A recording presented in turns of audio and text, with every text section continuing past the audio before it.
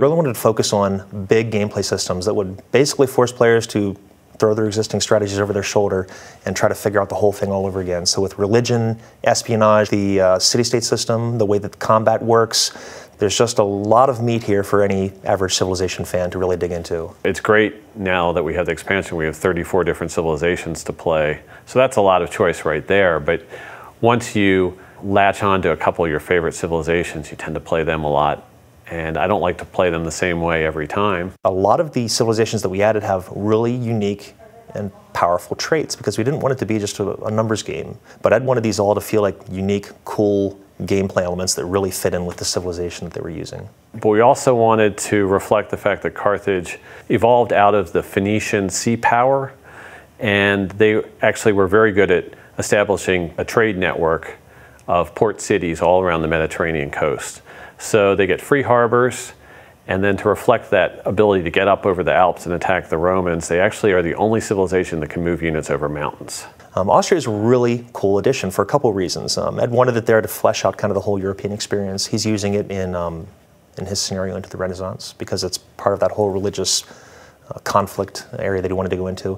It's got a unique trait possibility that's really interesting. It's called diplomatic marriage that actually allows her to kind of absorb city-states. The Netherlands are an interesting civilization because they're all about trade. During their initial period when the Netherlands was first breaking away from Spain, they were kind of fighting a revolution, and one of the key elements was what they called the sea beggars, which were sort of like naval pirate units that would come in and seize towns and plunder the Spanish port towns along the coast of the Netherlands. And then also to reflect the Netherlands' military and trading might, they have a unique improvement, and that's the polder, which is the filled-in land from the sea where you'll see those huge fields of tulips. In terms of a fighting power of the time, I mean, you couldn't necessarily top Attila. We played around with his trade a little bit. We put in some neat and interesting fun things. Like he puts down his capital, it's called Attila's Court.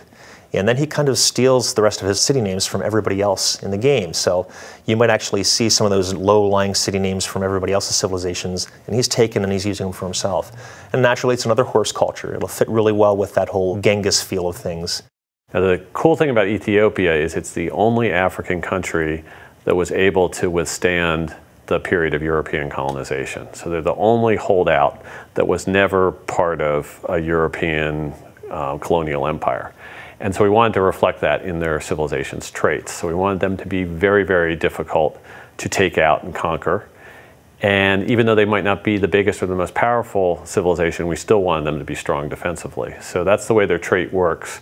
Anytime they're fighting a civilization that has more cities than they do, they get a very, very significant combat bonus. Some of them that have come out before, I hate to admit it, but I play with Boudica of the Celts probably in 7 of every 10 games that I've been playing lately. Boudica's trait is faith-based, so I'm often playing an aggressive religion game. She makes it really easy to play a strong religion game, and they actually get faith from kills. And so if you want to cause trouble early in the game while you're on your road to religion, the Pictish War is the way to do it.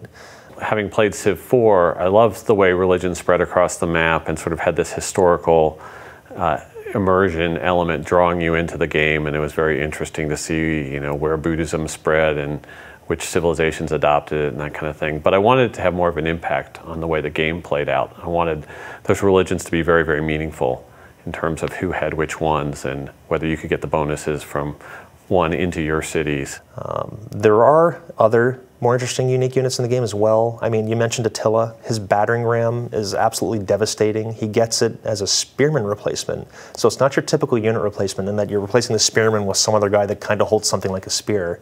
This is a complete change out for him. For instance, the range units, where you kind of had a range unit early in the game, like an archer, and he would upgrade to a crossbowman, but after that there wasn't really much of a place for him to go. We've got a continuous path for those ranged units throughout the game.